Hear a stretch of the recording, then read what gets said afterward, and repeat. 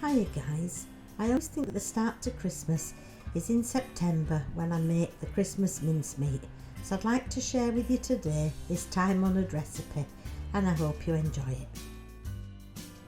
I make just half it that's given on the screen. I cut it in half because otherwise I'd need a cauldron to mix it in. And half does 2 giant jars, and that's more than enough usually, certainly for a family. Step 1. Get organised. Weigh out each item into a separate little bowl, and this helps you when you come to mixing it up. Then get the largest bowl you have and put all of the ingredients in, one after the other.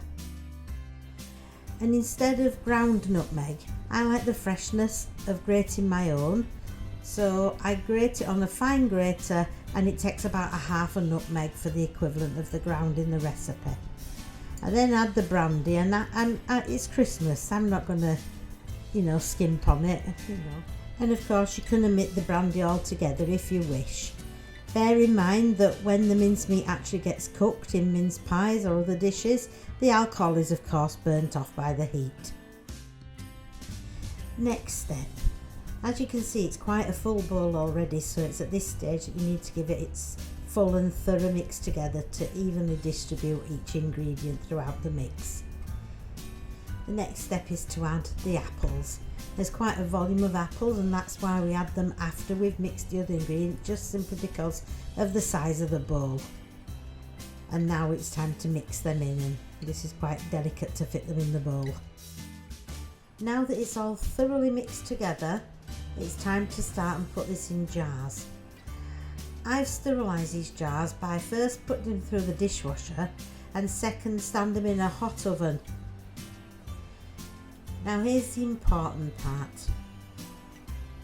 When you put the mincemeat in, you want to eliminate any air pockets, and this requires real good pressing down at every stage and every spoonful you add to eliminate air. Air pockets could allow bacteria in and could turn the mincemeat off, so you need to be rid of them. And then when you've filled your jar and it's all pressed down really well, you put a circle of greaseproof paper in the top to form a further seal between the liquid and the air, and then it's time to pop on the lid, and that's your mincemeat made. Good mincemeat, well made and well preserved like this, will keep for years, but once opened I do like to keep mine in the fridge and just take out what I need when I need it. And now for your bonus bake. This is a mincemeat tray bake. I make a proper almond shortbread for the base, and this I just start the butter off, mixing with a spoon, it's just less messy, and then you've really got to get in there and make a crumb, and you want a fine good crumb really for this to work properly.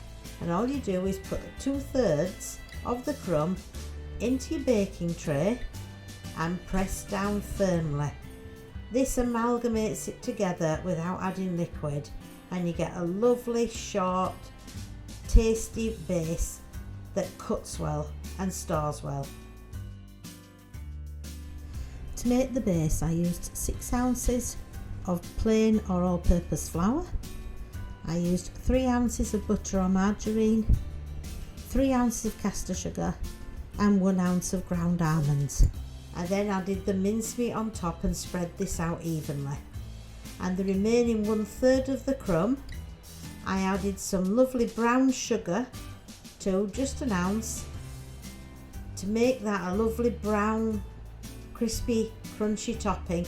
And as you see, though the actual adding of the brown sugar is not necessary strictly, I do like the colour. I baked mine in a medium hot oven on the centre shelf for around 20 to 25 minutes, but do judge against your own oven.